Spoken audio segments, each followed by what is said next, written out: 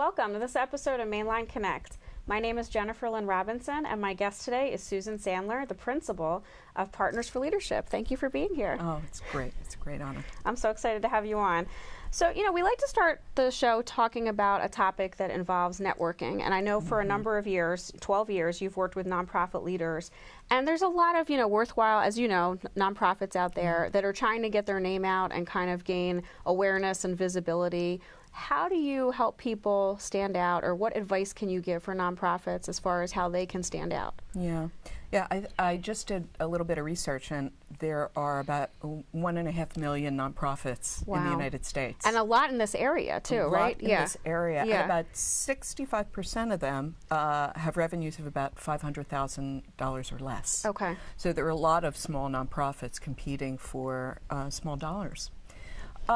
I think that what I've seen work really well with nonprofit leaders is really being very collaborative with other organizations who are, especially those who are focused on the same type of mission that they are. Okay. Because the problems that we face are so complicated that one nonprofit is not going to be able to really address those. So really being able to listen, get involved in real issues, and really learn from other constituents what needs to be done, and then focus your efforts there.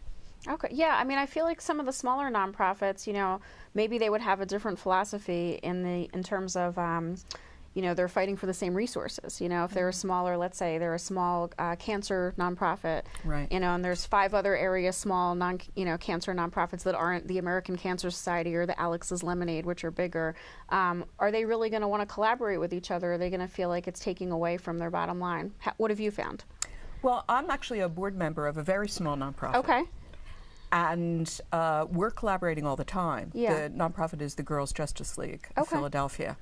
It's been around for about 2 years. And we are always looking for partners. It's not, in fact, the more we partner with other organizations, the more we win friends and we get exposed to their networks so that everybody can win. Yeah.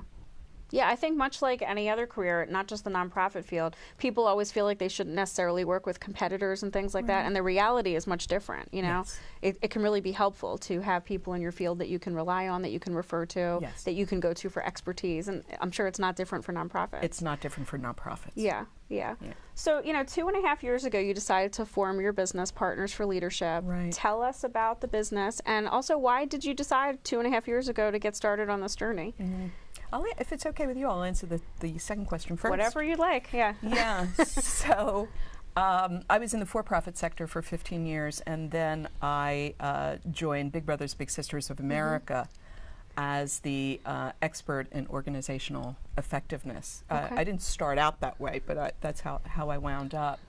And the organization moved the corporate headquarters from Philadelphia to Dallas, Texas. Oh, wow. Okay. And so I decided that I would stay here in Philadelphia, as did most of the folks in the office. And then it came to a point where it was like, what do I want to do next? 60 years old, and I could have just taken a small part-time job and coasted. But I wanted to do something really hard, something that really tested me. And so I decided that I was going to form my own business and work on transforming myself. And so that's what I did. Yeah. And also helping transform a lot of other executives and leaders in the process. Yes. Yeah. So how has it been working out the last couple of years?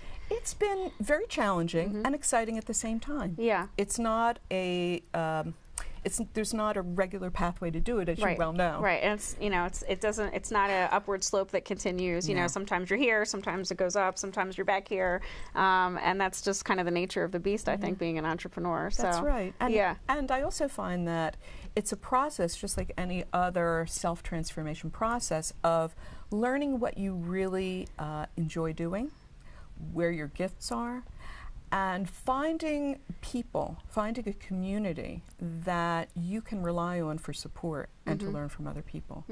So it's been in the beginning, it was very difficult for me because I really wasn't sure how to focus my efforts. Right.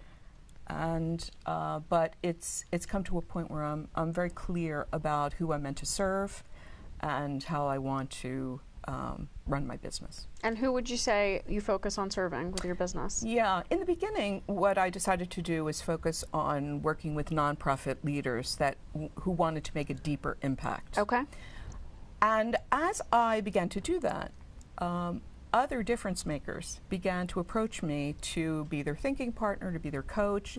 And it just so happened that one of my other sweet spots are women, I would say 40 plus, who are successful, but there's something inside of them that they want to do next. They may not be sure what it is, right? But they know they want to do something that's meaningful for them. And they're looking for guidance to explore maybe what that is, what form it'll take, as well as what do I need to do to make my dream happen in reality. So those are the two primary clients that I work with. And you're doing that for yourself, so you're a perfect fit for helping other women do the same, right? Right. Yeah, I'm my own experiment. Yeah. I don't help anyone with anything that I haven't struggled with and worked on. Yeah. No, and I think that's very important. And I know, we talked about the name of your company is Partners for Leadership, but your website is Lead Deep, right? Yeah, so my website is leaddeep.com. Yeah, and I think that speaks to kind of what you're saying. Yes. So, let's delve a little further into that. I know that we talked about kind of the difference between being a great leader versus being a good leader and getting to that deeper level. What does that involve? What does that mean for somebody? Right. So, from my experience, I would say that self-transformation is a leader's greatest tool. You can only help other people to the degree that you can see yourself, know your strengths and your limitations, and continue to test yourself so that you are not seeing things through the veil of ego. Right. You are really seeing reality and can access your inner wisdom and learn from other people to determine what really needs to be done. Yeah, no, I think that's very important. Do you find that you work with people who feel they're stuck? Yes. Okay. And how do you help to get them unstuck? Unstuck. Yeah. That's a really... I mean, I feel like we all go through that in life. It doesn't necessarily have to be career related. No. But we all have places in our lives, times in our lives where we feel stuck. Personal life, personal development, professional development, whatever it is. There's so many times in life where you feel like, I know I want to make a change. Like you said, some of the women, I know I want to make a change. I don't know what it is. I don't know how to make it happen. And it's easier to stay in the status quo. Yes, it's much easier. It is. Yeah. Yeah. In fact, I heard a statistic recently that most self-help efforts don't result in change, substantive change. Right. I think it's 10% of us who are able to make some change happen. So when people are stuck, I do a lot of deep listening. Okay. And I listen for what's beneath the words. I create a relationship with someone where I don't judge them because I've been there. Yeah. And so I give them a lot of space to explore who they are, what they want to do, what's holding them back. And I ask questions that are designed to help them question their own beliefs, ideas about themselves and about the world. And so I'm more of a facilitative coach than I am someone with a systematic approach. I want to find out who this person is and what they need and how they need to be helped. Yeah, that makes sense. And I know, one of the things I had mentioned in my questions, I'm a big fan of Gretchen Rubin. Have you read any of her stuff? I have. And, she has her latest book is Better Than Before, and she goes through this process of talking about how people change habits and make kind of lasting, significant change, how you break the bad habits, how you institute the good ones, and make them last. As we said, a lot of people have things they want to do, and they might do it short term, but the long term is very difficult. And one of the things I really admired about her writing is that she talks about the fact that there's not a one-size-fits-all approach. Some people that you'll go to not you, but, but some, coaches, career coaches, whatever it is, might say to you, well, you have to learn to be a morning person, or, you have to, if you want to get in shape, you have to be at the gym 7 days a week. That's not going to work for everybody, and there's other ways to be a success at what you're trying to do. So I like the fact that she, similar to what you've said, takes an approach where she really wants you to look within and see what's going to work for you. It's not one size fits all. Maybe you're a night person. Maybe you like to play tennis, and that's how you're going to lose weight because you don't like to be on a treadmill. It's not going to, the same thing's not going to work for everyone. And I'm sure with the people you work with, they're already so high functioning. You deal with executives, nonprofit leaders, women, career people. It's important for them to realize that. I think some people are I think a lot of us are so hard on ourselves. Yes.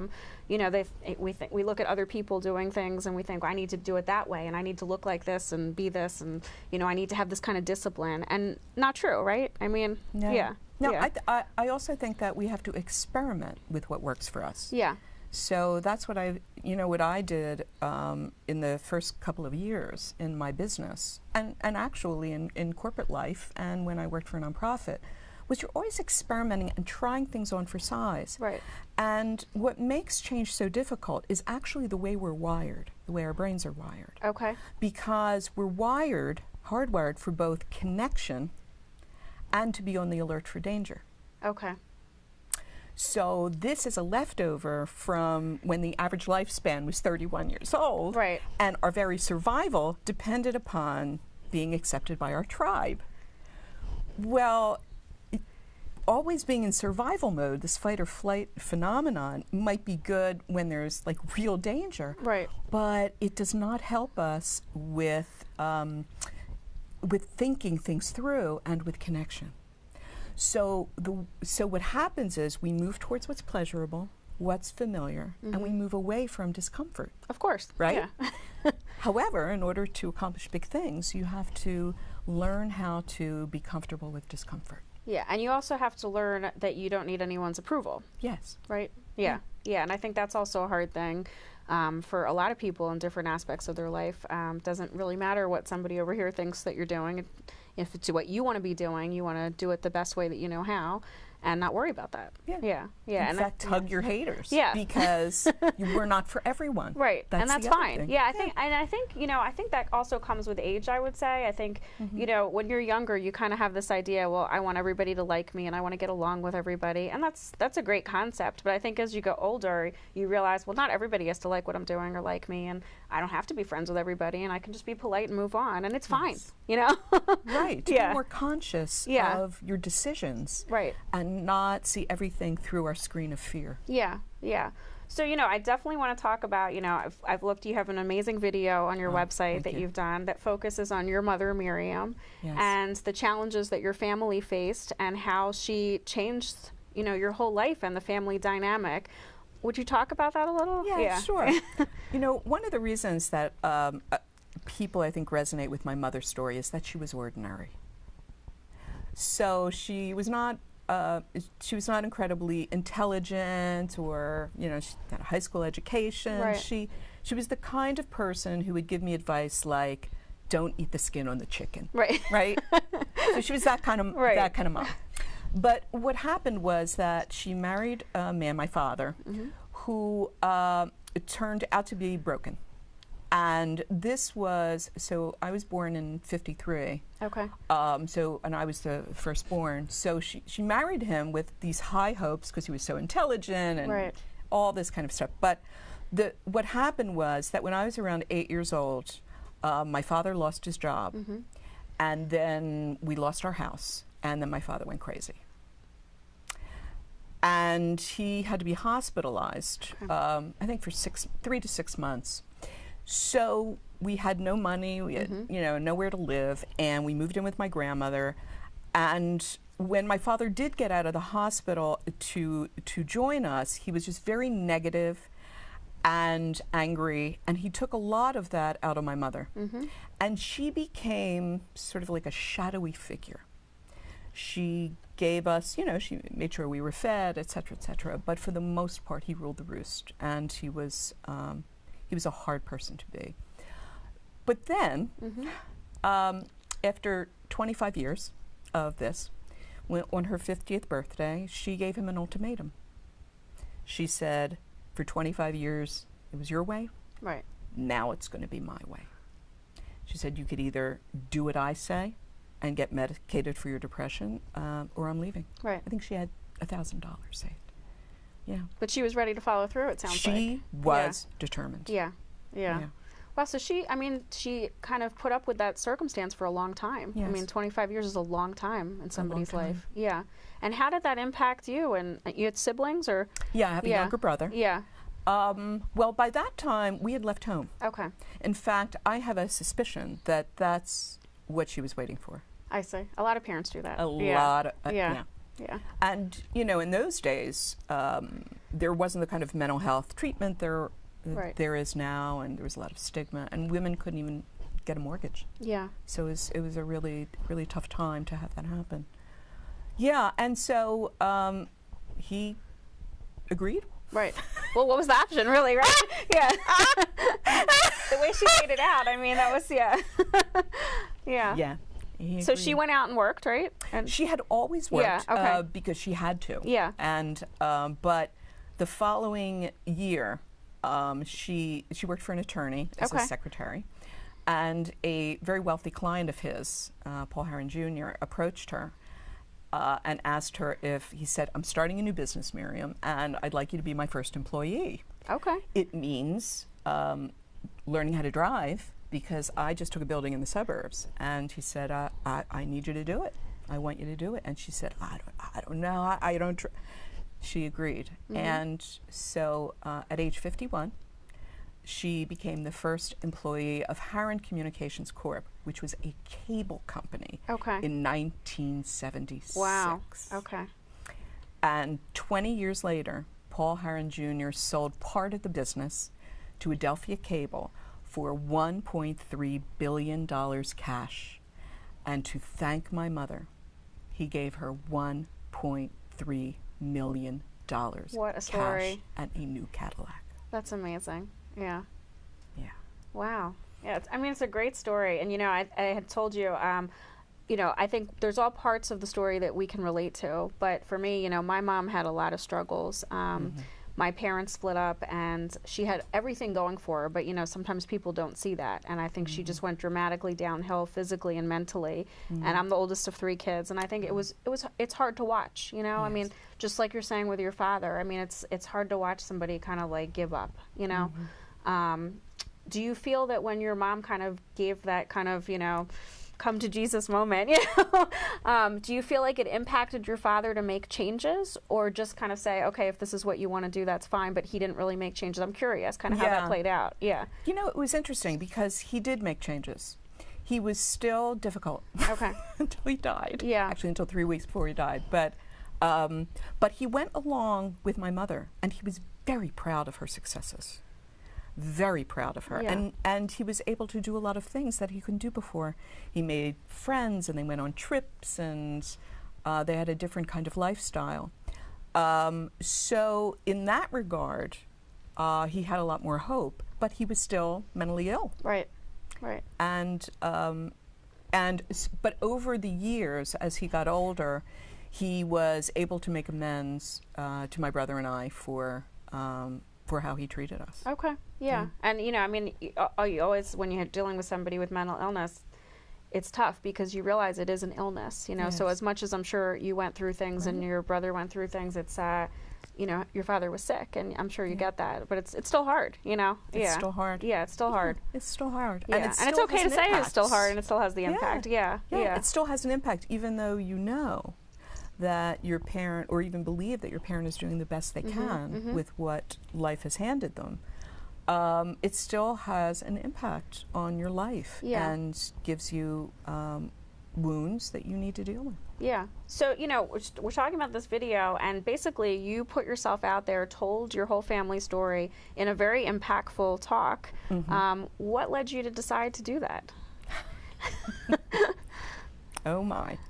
So I think I said that the reason that I decided to go into my own business was because I wanted to stretch myself for personal development. And I wanted to do, you know, help other people. But well, the public speaking venture that I went on, I did that because I was tired of being afraid.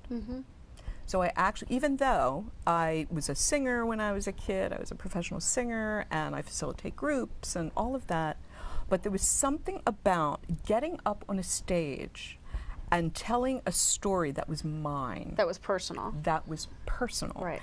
And putting my heart and soul into it, because it's my story as well, that was very different and very vulnerable. So I joined this public speaking grad program because I was very afraid and I was tired of it. Okay. Yeah. And that's why I did it. And I started with my mother because she is a symbol to me that just because you're afraid doesn't mean that you don't move forward with your life. And it's interesting because, you know, you had said you had the background kind of on the stage and things like that, so you would think that you'd be a natural public speaker and not be afraid at all to do that, but I think, like you said, it's different when it's personal. Yes. You know, when you get up and you're singing or you're acting out a part or whatever it is, that's somebody else's thing. That's not, you know, that's not putting yourself out there in such a personal way. And then you don't know how people are going to take your story, and then you're vulnerable. So. Yeah, but you've done such an amazing job with it, and I think it's resonated with a lot of people. And so how is that kind of helping your public speaking journey? Are you doing a lot more of that now? Yes, I am doing a lot more public speaking, and I really enjoy it. In fact, I'm working on a new speech, and I'm going to be working on a book to go along with it. Okay. Called Finding Your Voice on the Other Side of Fear. Okay. And it'll have more stories about my family and other people that I've worked with who, despite difficult circumstances, were able to punch fear in the face and create a better life for themselves and those they touched. So I'm really, you know, and I think that the story, when I tell the story, whether it's on a stage or just like this, really inspires women in particular that they can do it too. And that has enabled me to also get people who want to work with me one-on-one. Okay. Not just as a public speaker, to be able to get up there and talk to lots of people. Yeah, and I think when you put yourself out there like that in a personal way, it does resonate with a lot of people who think, you know, this is somebody I really think can help me. This is somebody I want to get to know better. You know, this is somebody I admire. Look what she's done. You know, she can help me do my next goal, my next challenge. So I think that's wonderful. Yeah. And you're working on a book too. That's great. Yeah. I'm very impressed. Starting September. So, you know, moving away from kind of the business world, tell me about something you're looking to accomplish on a more personal level. On a more personal level. Well, I'm a practitioner of meditation. Okay. And I study with a spiritual director once a week. Okay. And I go on, I do these silent meditation weekends. And I should say that a couple of years ago, when I first started this, I couldn't sit still for like 2 seconds. I mean, it was really, really tough for me. But I have found that getting to the deeper part of yourselves really requires that kind of focused attention. And so I'm looking forward to a meditation retreat that I'm going to be doing that's 6 days. Is it in Canada. 6 days of silence, or is it no? It's not. It's periodic. Okay. So it might be like 2 hours each day in the morning and then 2 hours in the evening. But it is silent meditation. You sit there silently. Okay. And, you know, for part of those type of retreats, do you do journaling? Do you do things like that? Or it's not part of the program, but okay. you can do it if that's what you like. Yeah, no, that's pretty impressive. I mean, I took a few yoga classes a few years ago, and you always hear, you know, oh, yoga, you know, it really changes your focus and you're in the moment. And, you know, I have to say, I talked to a few of my friends who were laughing at me. I'm sure if I did it longer, it would be different, but since I only took a few classes, I would sit there and think about, okay, when I leave here, I need to pick up a script from CVS, and then I need to do, you know, like I had the to-do list running in my head. Yeah. It's very hard to clear your head and just focus on your thoughts and your focus, you know, on yourself. And I think, you know, meditation, yoga, things like that, you know, it's not something that happens instantaneously. I mean, you've been doing it a while, it sounds like. Yeah. And people do it for 30 years and they still have thoughts come up. And that's what meditation teaches you to do, is not to go with the mind, but how to clear your mind and go to the deeper part of yourself. Yeah. No, that's impressive. That's why I do it. So where are you going to do that? Victoria, Canada. Oh, nice. Okay. Yeah. Yeah. And that's coming up when? That's coming up in August. Oh, very soon. Okay. Yeah. I'm looking forward to that. So let's talk a little bit more about kind of the process of working with you. How does that work? Do people do one-time sessions? Do they work with you over, a year, 6 months? Is it both? It does depend on what their needs are. How does that work for you? It depends on what their needs are. Yeah. So, for example, I have people who work with me for 2 hours and that's it. If it's something that's very concrete that they want to get done, then we do that. I have another organization, a nonprofit that I'm working with, where I'm on a 2-year contract because it's a long-tailed project where they need a lot of different things that need to be done. So what I typically do is I meet with someone for an hour and a half and we just talk about what they're looking to accomplish. I get a sense of what, who they are. They get a sense of who I am. And then we decide together what makes sense. Is it something over a period of time? Is it a couple of sessions? Is it some combination? Okay. Are there people you meet with after that hour and a half that you tell, I don't think we're a good fit? Yes. Okay. And what do you base that on? I base that on if I think there's chemistry. Okay. If I like them. If I'm going to enjoy working with them. Right. And if I'm the one to help them. Do you refer people to other? Do. Okay, interesting. I do. Yeah. I will not work with someone if I'm not the one to help them. Yeah. Or they're not ready for help. So I think that's a major thing. Yeah. Many people say they want to change, but they're really not ready to do that. They want other people to change, or they want circumstances to change, and the change has to happen within. You really have to struggle. Yeah. And most people only change when tragedy happens. They have to hit a real bottom. Bottom. Yeah. As you well know, right? Yep. I mean, that's when I have made substantive changes, it's because the way that I'm functioning now isn't working, and tragedy sobers the ego. Yeah. And some of us wake up, and some of us go back to sleep. Yeah, and I know, it's very superficial compared to what we're discussing, but I always think about Dr. Phil, because he always has that line where people are on a show and he says, and how is that working for you? Yes. But I mean, when you think about that, it's a pretty deep, because it really forces you to look within and say, because a lot of people are very adamant about, well, I do things this way and this is the only way to do it and this is the way to make it successful. But if it's not working, it's not working. Are you willing to look at what you could be doing differently? Are you ready for change, as you said? A lot of people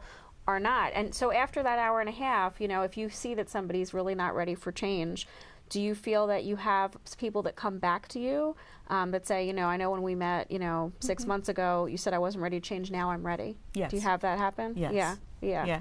And do they kind of hit that bottom place in between a lot of the time? Usually. Yeah. Yeah, they do. Or something shifts for them. Could be an illness. Somebody dies. They lose a job. Right. Something that shakes their world. And then they are tired of being tired. Right. And that's when they'll come. And then I test it. And the other thing is that not everyone is ready, and it's okay. Yeah. It's okay not to be ready. It's not for the faint of heart. No. At all. Yeah. And so. Yeah, no, that's great. And going back to Gretchen Rubin, I mean, one of the things she also stresses that I love is you can't change everything at once. Sometimes you just have to focus. You might say, I want to, finish school and I want to lose 20 pounds and I want to, find a mate or whatever it is. But sometimes you can't focus on all those things at once. You have to have the short-term goal and then the bigger picture. I agree with you. Yeah, because it gets very overwhelming. It is too overwhelming. Yeah. And one of the things I learned as a business person now, having my own business, where I didn't have the structure of going to work with people and a boss and all of that, is that you can really only focus on one thing at a time. Right. One small move. And if you can do that, and that will, you build confidence, and then that'll help you get to the next small move. Absolutely. So it builds on itself. It builds on itself. Yeah. So many times what I am looking for in the people that I work with is what's that small move that can bring them clarity, or that'll give them confidence, that'll open things up for them. And that's what we focus on. That makes sense. Yeah, because you're right. People have to build the confidence and then want to change even more. Yeah. Yeah, no, I like that. So tell people how they can get in touch with you if they want to work with you, or if they know somebody that would want to work with you, or maybe they're a nonprofit that's looking for help. Yeah, tell people that how would they be can great. get in touch with you. Well, you can contact me at susan@leaddeep.com, or go to my website, www.leaddeep.com. Well, thank you so much for being here. This was a joy. This was wonderful. And if you haven't checked out Susan's website and video, please do so. I really find it so inspiring, and I think people can gain so much from watching it and seeing, your family's journey and relating to what they can change in their own life. So thank you so much, and we will see you next time.